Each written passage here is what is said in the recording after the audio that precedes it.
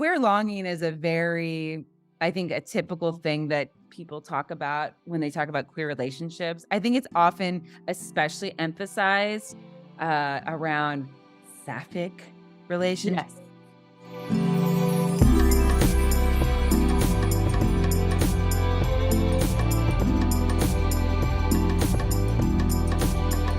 Hello, everyone. Welcome back to Queer Relationships, Queer Joy. We're back and we're queer.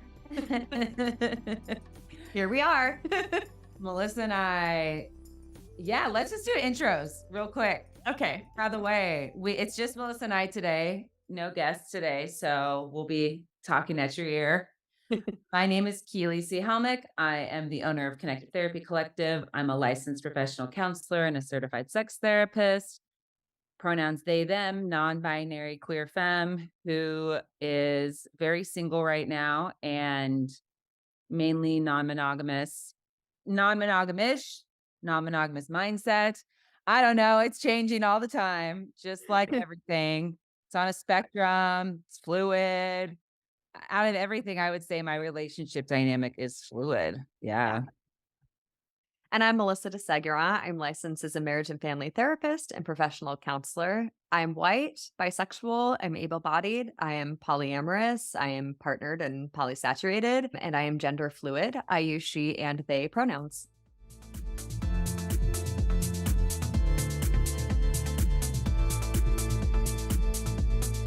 Yay. So updates. And then we talked about earlier bringing up the topic of queer longing. As soon as you said that too, I feel it in my bones. I don't know what it means. Maybe we'll figure that out, maybe not, but I feel it. Yeah. I mean, so as far as updates, I will say, I mean, this is going to be released weeks later than recording for our schedule, but I did have just quite the polyamory experience. I ended up so I had a person that I had hooked up with last year through the apps, and then we, went on, 4 or 5 dates or whatever and hooked up. They're non-monogamous, and they got back together as the primary partner, and when they did that, it was very clear, the dynamic they wanted within that relationship didn't work with us having a kind of sexual romantic relationship together. So we ended that and just remained friends, and we've been friends for this past year. It's probably been about a year now, and I think on an earlier episode, I'd mentioned that their primary partner had actually reached out to me to talk to me about Mm. the dynamic because there was jealousy stuff because of their own dynamics together and just how I was introduced into their lives. Mm. And so we all went and had brunch on Saturday Fun. together. Yeah, it was just, so cool to see how everyone talking and hanging out and humanizing things really felt really powerful, and both of these people and me, the 3 of us have been in non-monogamous and polyamorous dynamics in different situations, and so it's not, brand new to any of us. Yeah. It's really nice, it's really evident with our conversations. And then actually they ended up through a situation going on with the person's house. They ended up spending the night at the house Yeah. Yeah. using one of my spare rooms. And so I was like, oh my gosh, how it was just really beautiful, honestly, because I think that in the past, I've talked about here and there the idea of healing within community and what that could look like. And I feel like I just have the experience, not that this works for everybody, but that it is an example of how healing in community can occur. Yeah. Yeah. Yeah, and you talk so much about relationship transitions, and I Yeah. think that's a really good example of how the concept of relationship transitions can be helpful in that it isn't an immediate ending, and now we have these assumed boundaries that are based on a monogamous programming. You can find other ways of being in relationship, like you said, and healing through past jealousies and other dynamics. Well, and I wonder, and I'd be so interested to hear from folks that are monogamous. I feel like even within sexual and romantic monogamy, within especially the queer community, there's still so much connection to exes and people that Yeah. I had previous sexual and romantic relationships with.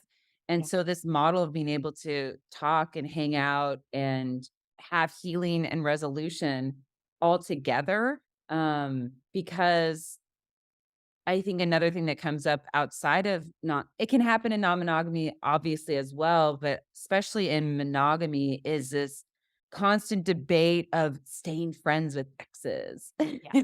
Yeah. Yeah. And so this really exemplified that, and it's interesting because even one of the people was talking they were talking about relationships that they've had in the past and juggling being friends with exes and how people feel about that or even, like, living with exes and juggling all that, and it's not for the faint of heart, for sure, Mhm, mhm, mhm, but I do think it's interesting, and maybe I'll get more into this after you update, that within this dynamic, I was also seeing or reading on Instagram Shrimp Teeth, they go by Shrimp Teeth, and they were talking about how they're bowing out of non-monogamy for a while. They're like, mhm. "This is too much work." And Yeah. reflecting on how much work it is, and anyway, it was just interesting, these different shifting things going on with springtime and as people do monogamy or non-monogamy and how that interacts with what's going on with the queer community. Yeah, Y fascinating. your update's very relevant, Keely. I feel like I actually have a similar one in a lot of ways. Oh, And yeah? maybe it's just non-monogamy and seasonal shifts or I don't know. Yeah, I would say in the last couple weeks especially, which it's sort of funny to realize this because I would have liked to think I was doing this all along, but I think it's like more embodied now that I'm really looking at all of my relationships as a system. And this is something that I've said on this podcast. So again, this is not a new concept for me, but I think each time something in this system changes, I'm like more aware that it is a system I'm in and not just a isolated, siloed, connection. But there's a lot of shifting happening in, I would say, like the external parts of my system. So not in my direct relationships, but my partner's relationships or metamor relationships and things like that. And it's been interesting to see how much progress, and we've talked about this before, even like how do you progress or deepen relationships outside of the hierarchy? And I'm finding myself Yes. really actively having to dismantle those things still.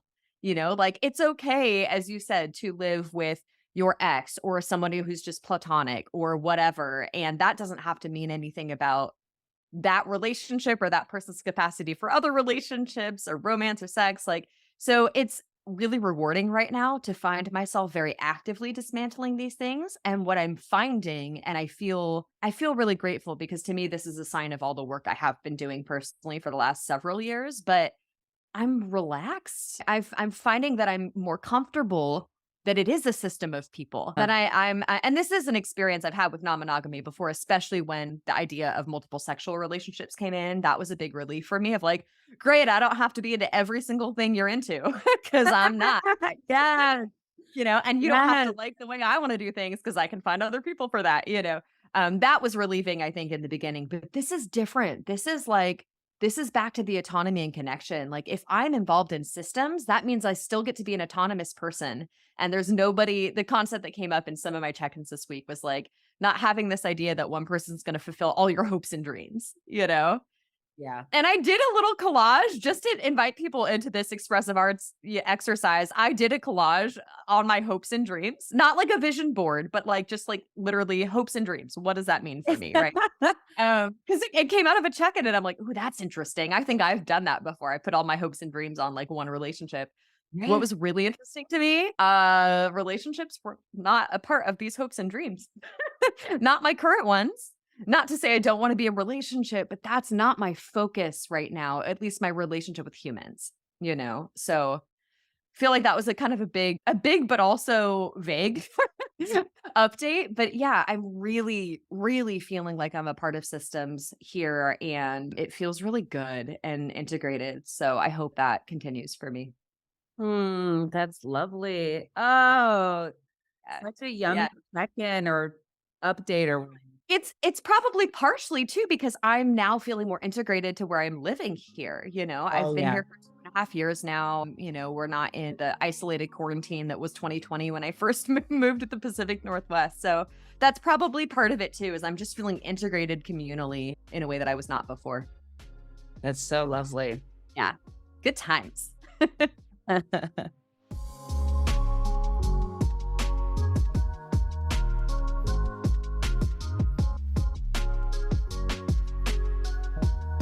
So, longing, queer longing. So we know, and we're always going to put this out here. I feel like, no, I'm going to have a queer joy. Sorry, I paused for a second. We're going to talk about something that was brought up. Queer longing is a very, I think, a typical thing that people talk about when they talk about queer relationships. I think it's often especially emphasized around sapphic relationships Yes. or cis lesbian in like movies and pop culture. But then obviously all queer people have stories, regardless of gender and your identifying sexuality. Mhm. This Mhm. piece of longing that pops up in movies and writing and a lot of it, the joke I wouldn't say joke, but a stereotype of how many long distance relationships there are in the queer community. Mhm. I'm laughing as I'm like, "Oh." Like, yep, yep. Is that a joke? I am participating, I guess, in that. Well, yeah, I mean, I'm coming up on going to a conference that I was going to last year, and this time last year, I met somebody and we tried the long distance thing, and I think whether it's long distance or in the same town or in the same state, there is this sense I was feeling my curiosity of, like, what does queer longing mean? What is this Mhm. all about? How does it situationally play in? Because I think when I think of how we think about queer history, there was so much hiding and secrecy, Right. and there was also a lack of being able to, safely be out. And that's still the case for many states in the US, countries around the world where it's not safe for people to be Yes. out. And so this tension that can happen, and when I say tension, I'm meaning like that like sexual tension or those like Yeah. feelings, being really attracted to somebody, having a Yeah. crush on somebody, and how that develops within scarcity, with it develops in secrecy, and also some of it's fantasy. Sure. And then I think about how potentially some of the queer longing also has to do with, being really young, not necessarily young. I'm saying young because that was my experience, but it can be any age, being really attracted to somebody or having a connection that you want more from as a queer person with a straight person. I was thinking that too, but even like the piece, of course, I hear queer longing. I think about my own, how Leo of me that let me think about my own experience. I guess that's kind of what we do on the podcast anyway, though. So maybe I don't need to shame myself for it. But just talking about that, like queer, like with a straight person, but also if you're repressed and you don't know, like that was partially my experience back in like high school. I didn't understand that other people didn't have the longing and the feelings that I had. So there was this added layer of like, is it just me? I don't know. Does everyone feel this way? Which I think just amped everything up because it wasn't normalized for me back then.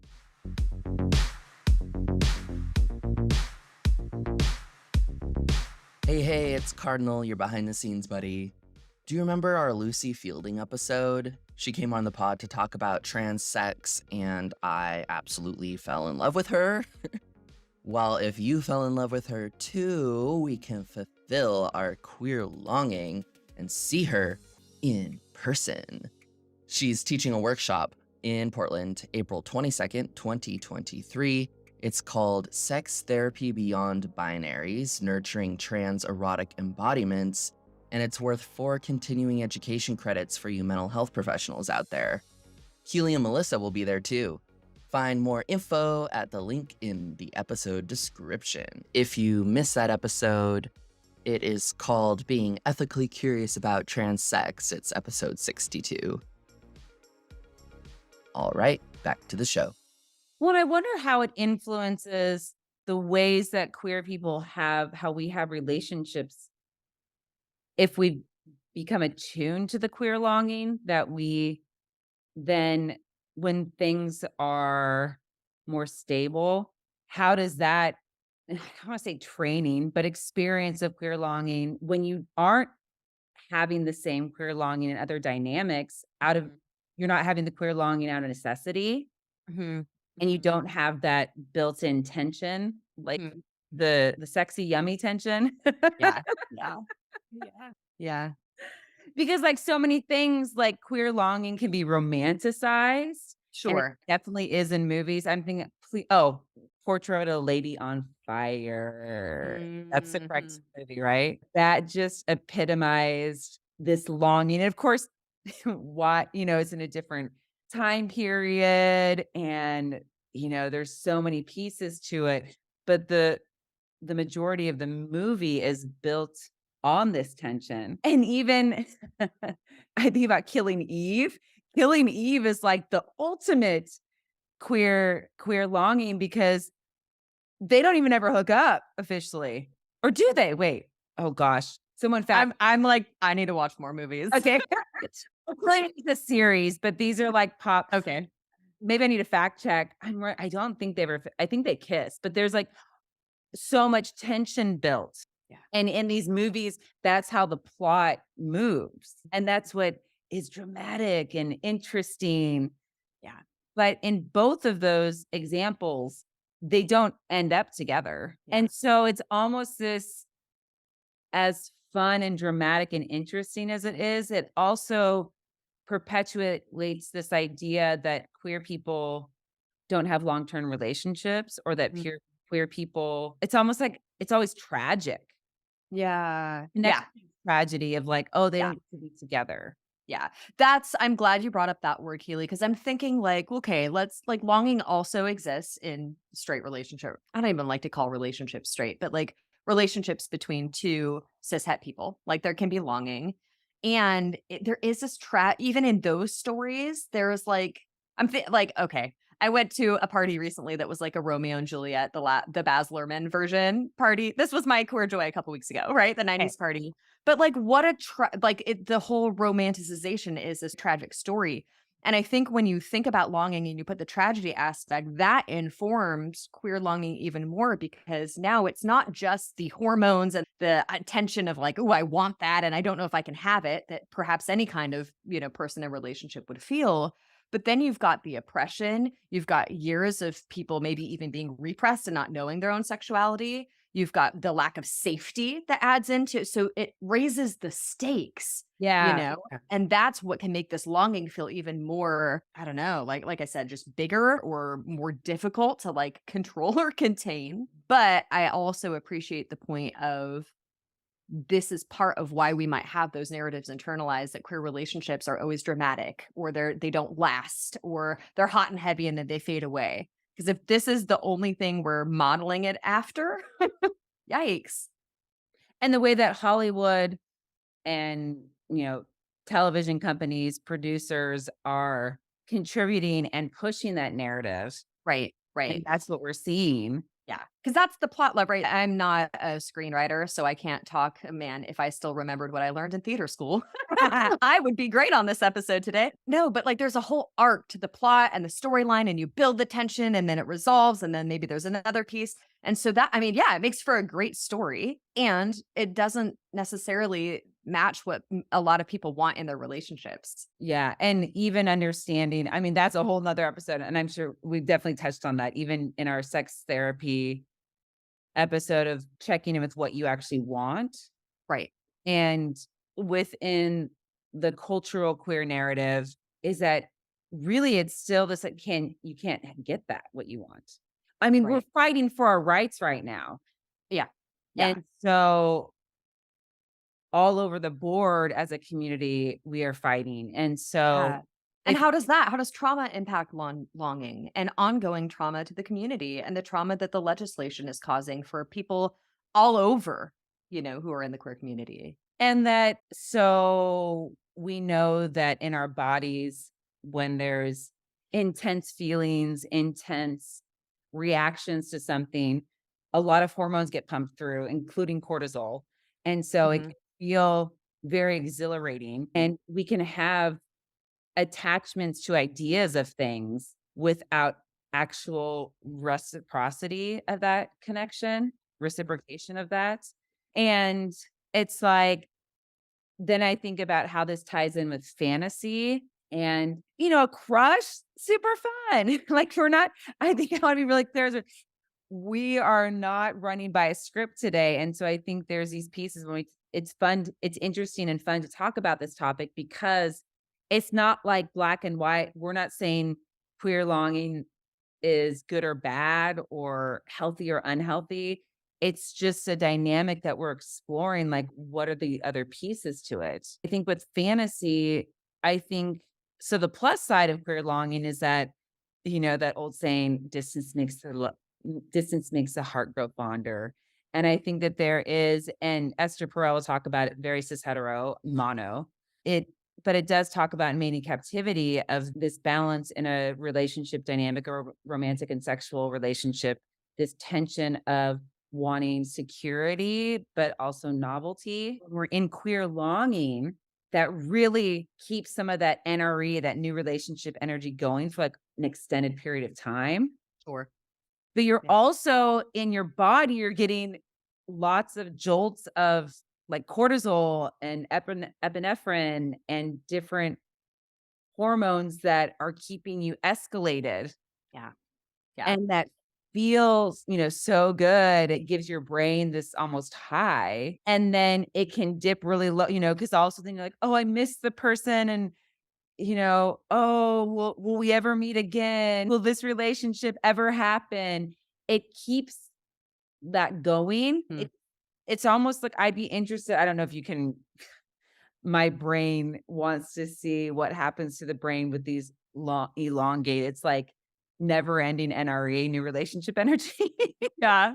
Yeah. But you Yeah. never reach that stability. And when we talk about things like feeling calm energy together or co-regulating, like some of these long-term relationship feelings and connection things that keep us going, the queer longing doesn't ever get you there. You're in a Mm. constant state of queer longing. Yeah, right. Yeah, and like you said, like to be careful of promoting any one idea as being the right way. But to that point, I think that's why when we can use some form of bound, I was going to say restraint, and then my mind went to a very different place.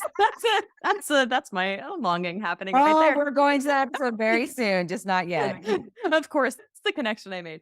But when we can use some self restraint, when we can pace ourselves in relationships, that's a way to use that queer longing and like work with it and use that NRE and keep it going. Long distance relationships can sometimes be really great for that, because you have these periods of time where you're not in physical space together. So you're connecting in other ways. And then you come back together and it's like, holy crap, it's like the first time I've been with you, and just pacing yourself in general. I think, like you said, keeping that longing going in a healthy way. We need that distance to be able to come back together. Well, and it's just kind of, I mean, on the one hand, it can be so fun, Mhm. like Yeah. from afar.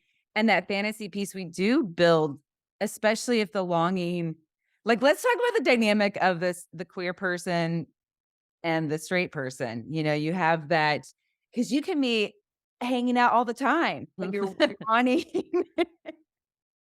as to a queer person, you're like wanting more from the dynamic and all the tension of like, oh, what did that look mean? What did they mean when they texted me that? You know? Yeah. Oh, they gave me this extra long hug. Was it just a friend hug or did it have other meaning to it? Like all of the Yeah. questioning and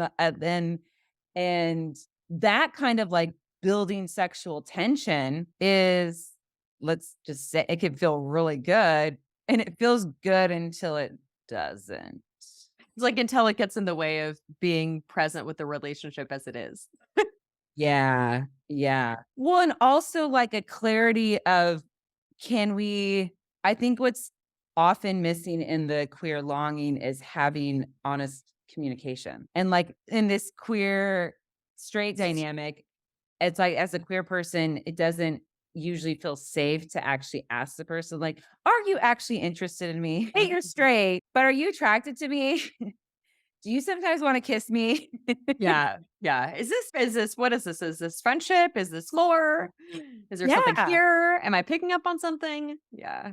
And how subconsciously a straight person can actually be getting their needs met of this like great attention, and not having to commit or getting to have that whatever dynamic, having that without the depth of vulnerability it would take to move it beyond Right. to be Right. sexual romantic.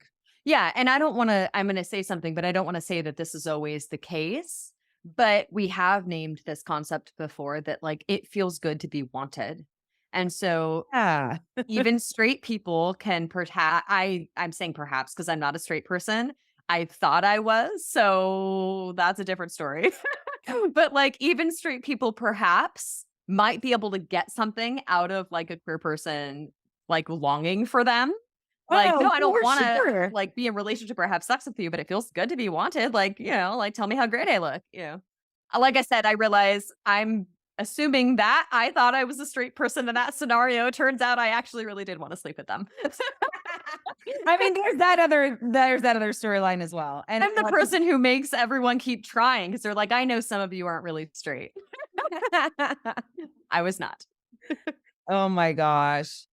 Yeah, and I mean, us us queer people, we're fucking awesome. Who wouldn't want our attention? Like, hell yeah. So, it Yeah. makes sense, and, like, why of course why wouldn't a straight woman want attention from a queer person if they're only dating cis, straight, hetero, monogamous men? Like, Yeah. let's be real. Yeah. Like, I'm not Yeah. gonna sit here and start shit talking cis men, but, like, I Yeah. understand straight women why you would want my attention. Yeah. I've heard mixed reviews for people who are cis males, even cis het males. I think we know that there are some people who would react really negatively to having attention from a gay male, right? There's people who would get very homophobic and very scary. However, I also do know, because I am friends with some of these people, I know people who are cishet males who, when a gay guy hits on them, they're like, "Hey, dude, like, that's not my thing, but like, you're great. Thanks." Like, so it can go both ways. Oh, yeah, for sure, and the idea of actually getting that attention, and I think the difference is, like, it's one thing when you're hitting on someone randomly, I mean, that's different than the developing an attachment and a Yes, relationship totally. and having that day in and day out. I mean, I think back that's my high school experience was all of this. I didn't understand it until I was older, like, looking back, and I call her my secret girlfriend, and I think I've said this before in an episode. I don't know if she would say that about me. Well, hopefully she wouldn't say that. If she knows my gender now, but back then, if she identified me as this hidden person, like, what was going on in her brain. But Yeah. I know for me, it was like years of queer longing that manifested into definite physical connection. Yeah. But then, oh, ugh, it backfired on me. Yeesh. Hardcore. Yeah. Yeah. And so that's the Happened. downside, or that's the other side of the coin is when we're in these dynamics as queer people, I mean, often it can eventually be hurtful and Yeah, I mean, we sad. said that the fantasy can be fun and it can, and it's like those what ifs and dreaming into that. And if that is not based in the reality of the relationship, it can really get in the way and it can really harm people because you're creating a relationship that doesn't exist and you're not inviting the other person into it authentically.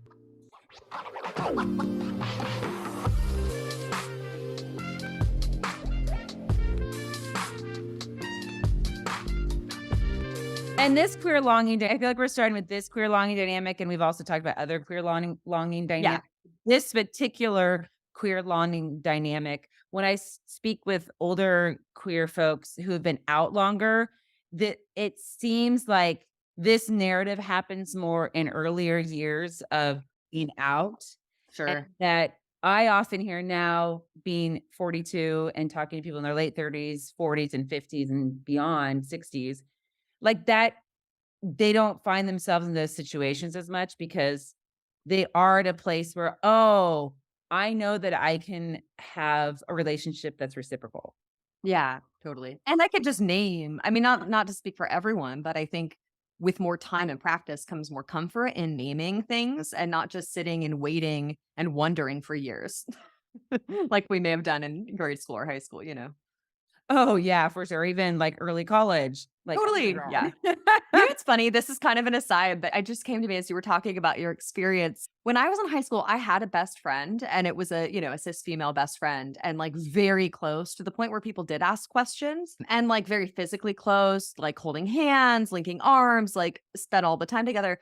But what's so funny is in hindsight, I really truly never did have a crush on her. I did have a crush on another person, another girl, and that's how I knew.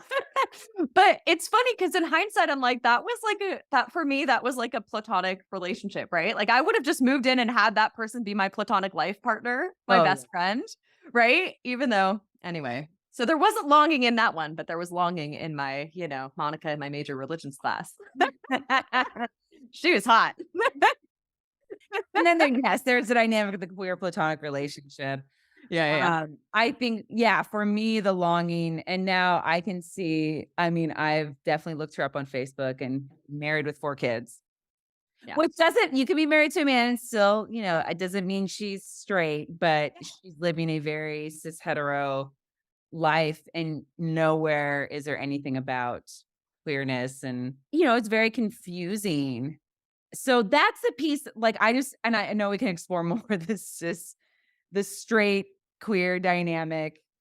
Then, beyond that, when the 2 people are both queer, there's still, like, this place that's interesting, like, when we look at whether it's situations of long distance, or I don't know, I think there's an element of queer longing when we look at relationships and people are monogamous sexually and romantically, but then you have like this other person that you are very close to. And like, where is the line of quote unquote cheating or not cheating? I don't know. I mean, this is like debate. I feel like this happens in couples counseling all the time with like, oh, emotional cheating.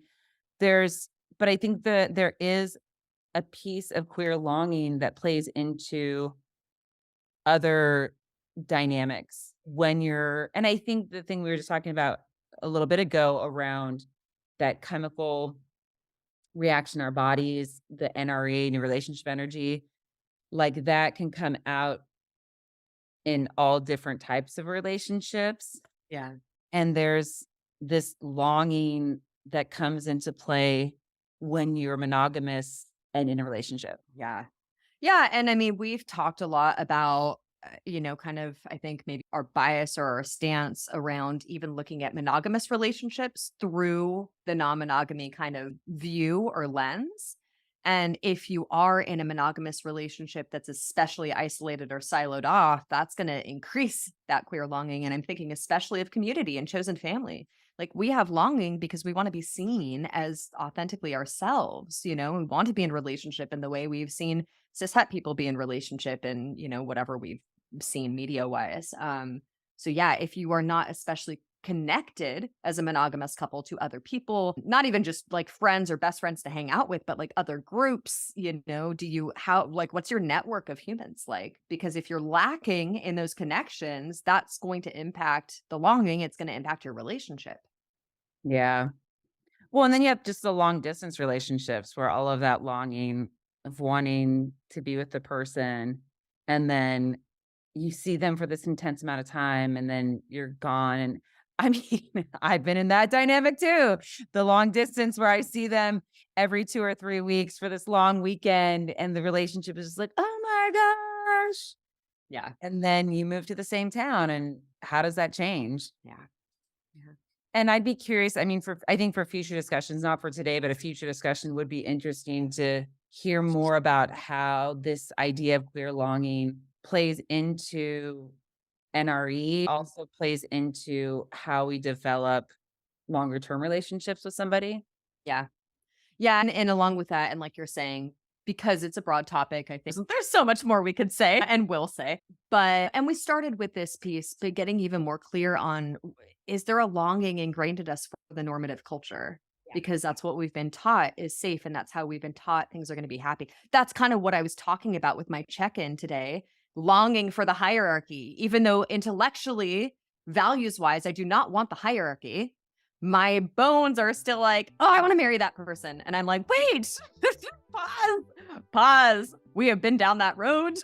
We know what that means. Like, wait, wait, wait." And that's just an impulse that's coming out of that longing for the structure that I was taught. That means I can be satisfied in my relationships, right? And does that longing, does being so used to that feeling of longing keep us as queer folks away from these relationships that ultimately we want? Right, and that would really serve us. We just don't know it because we haven't seen it and felt it yet. Much more to say. I think that's a good place to pause and transition. But yeah, this idea of queer longing. Oh, my heart's aflutter. I'm wondering how many listeners right now are like, "Thanks. Now I'm really in tune with my longing." Awesome. Damn you.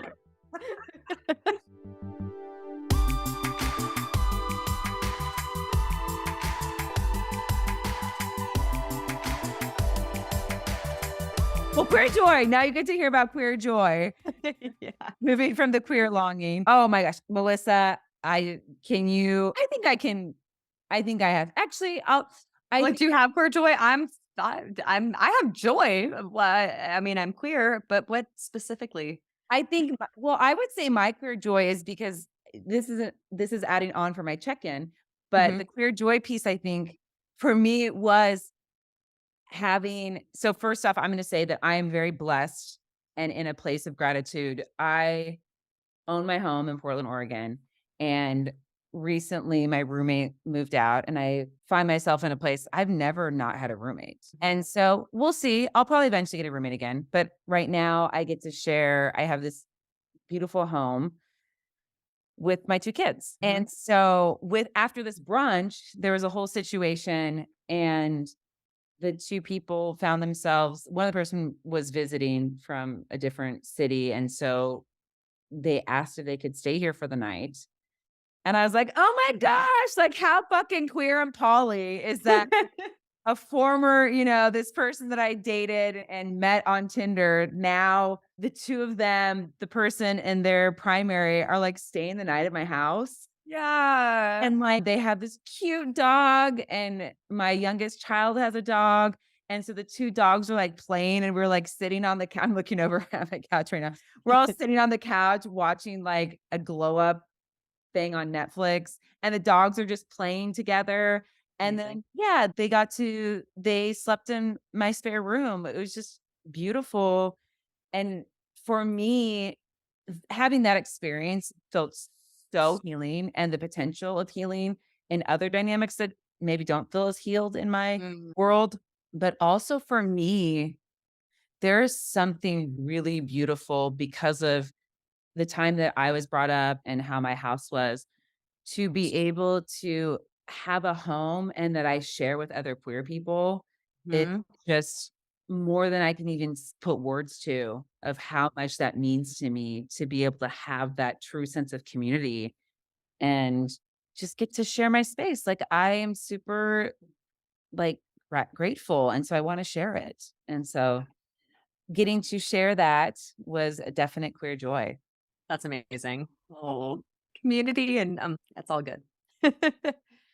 Oh, wow. My queer joy. I mean, like I said, I'm doing well. There's just not been a ton of like super, I don't know, maybe I need to rethink how I think about queer joy. I'm like, it has to be exciting. No, we all know I like to sit at home with my plants and cats. Okay. I will name this. I did not expect to name. This is one of those like, I guess I'm feeling comfortable this morning. Without being super specific, I have entered into a new dynamic within one of my relationships, specifically in our sexual connection. So, more of a new kink dynamic that has been named and talked about and hinted at for a long time, but like kind of like more officially entered into that dynamic. And it's fucking great. It's so good. It's so good. And like, speaking of longing, it makes me excited because what I have experienced in relationships before, not every relationship, but many, is that NRE and sexual excitement. And we all like, well, we don't all know, but if you've only listened to this episode, I'm very demisexual. And so I don't experience sexual attraction right away. And NRE actually can help with that when I feel emotionally comfortable with somebody. But then when that NRE goes, that's like that's one other accelerator that's gone for me, which makes it difficult. Having a kink dynamic and different roles that don't have to be present every time we have sex, but sometimes it's so cool for me. I'm like, so you mean when we're like in an argument, I might still be able to flip into this role and like have this enjoyable experience with you? Like it feels like a new avenue and it feels like a way to promote ongoing growth and exploration, which is our theme this year on the podcast. Hey. And it's fucking hot. So I'm happy. Hey, that's so rad. That Yeah, is that's so my rad. career joy for sure. All right. Well, things coming up for us. Well, on that note of kink, we do have our kink and BDSM workshop for therapists coming up in May. Check out our website and Eventbrite. And in April, we have Lucy joining us. And I know we've already been Yay. promoting that, but we'll keep promoting that. So check out, we have the information for both workshops on our website. We also have both of them are in Eventbrite if you want to order tickets. And call up if you want to share your queer joy with us. You know how to find us: Instagram, Facebook, phone number. Hope you all have a queer and joyful week.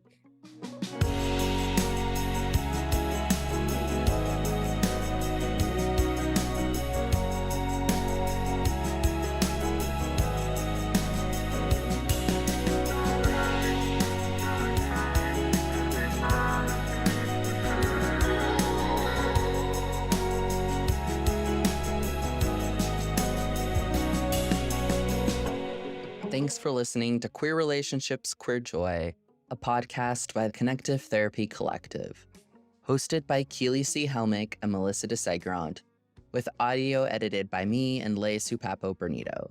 I'm your producer, Cardinal Marking. Intro music is by Bad Snacks. If this episode made you smile or think, tell us about it. If you hated it, tell us about that. Review us on iTunes or Spotify, or send us an email at media@connectivetherapycollective.com. For more queer joy, visit our Instagram at Queer Relationships Queer Joy, or our website www.connectivetherapycollective.com. Love ya. Bye.